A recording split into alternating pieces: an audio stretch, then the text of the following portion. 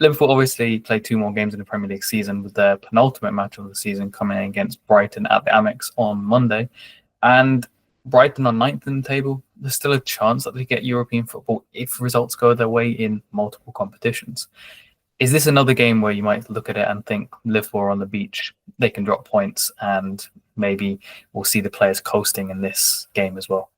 I mean, they will literally be on the beach in Brighton as well, won't they? So it's the thing is this week, I know the players are in Dubai, the manager's in Ibiza with his staff. So not sure they're taking the build up to this game massively seriously at the moment. And I spoke to someone at Liverpool actually over the weekend who kind of said that, you know, they're having a nightmare in terms of organising things at the moment because, you know, doing all the media commitments or, you know, appearances or charity things or whatever, because the players are essentially only coming in for Fridays and they've got to go kind of fit it all in there, in and amongst training sessions. And then, of course, then they do the training session on the Friday and the game on the weekend. So it's, they're on a very reduced timesheet at the moment, I would say.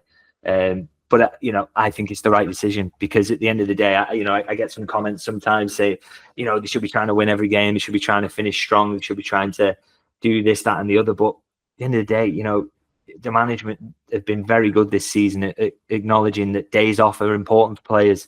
They've done that all the way throughout the season. Is not run them into the ground in terms of training sessions, picked and chosen in terms of when's the right time to give them days off. And I think once you get to a point here where you've got 4 games remaining that you've got to fulfill, but you are champions, you've achieved your aim, it's an acknowledgement now that these seasons are long and a lot is being asked of these players. And a lot of the time, you know, next season probably won't be like this. They probably won't be able to throw off the last 4 games. They probably have to go, you know, pedal to the metal for the entirety of the season. And that's across all competitions. They want to go deeper in the Champions League as well.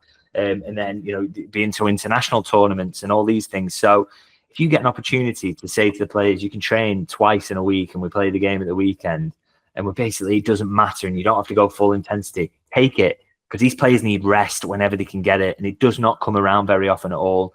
And so if they're starting their holidays a little early and, you know, they go to Brighton and they get beat, so what? They won the title. And you know, I think the players will be thankful of these breaks and these little gaps when next season comes around, because they were already getting a head start on their rest, aren't they? And all the other teams are not.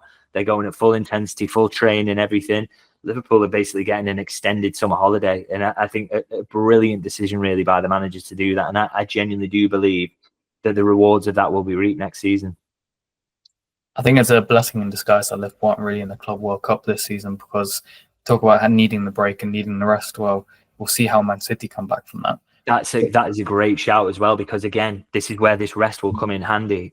How do Man City start next season? You know, if they make the right signings, they should be up there, as I said. But if they start the season poorly because they've had a messed up pre-season off the back of the Club World Cup, you know, similarly with Chelsea, wherever they are, I don't think they'll be in title contention, but whatever. So it's an opportunity for Liverpool. And if Liverpool are coming back, having basically already had, you know, 4 weeks of holiday prior to the actual holiday, and then they go into pre-season and it really starts then, they're going to be absolutely bang up for it, aren't they, when the season starts? They're going to be in really good nick, no kind of tiredness there or hangover. Well, maybe, you know, an actual hangover, but not one from the season prior. So they're going to be in good shape for next season. I think this really helps. And I think as Liverpool fans, you know, maybe kind of don't be too intense about what these last games mean or what we can read into them or anything like that, because it's not much. And as I say, there were clear benefits, I think, to be had from starting your holidays early as they have.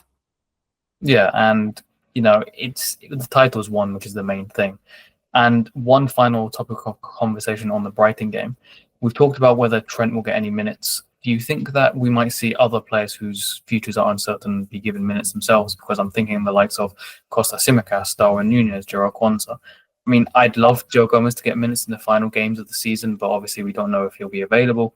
How strong do you think Slot will go? And obviously there's still perhaps an assist record for Salah on the line, although 2 games remaining, who knows? But yeah, how strong do you think he'll go? Yeah, it's really tough to say. You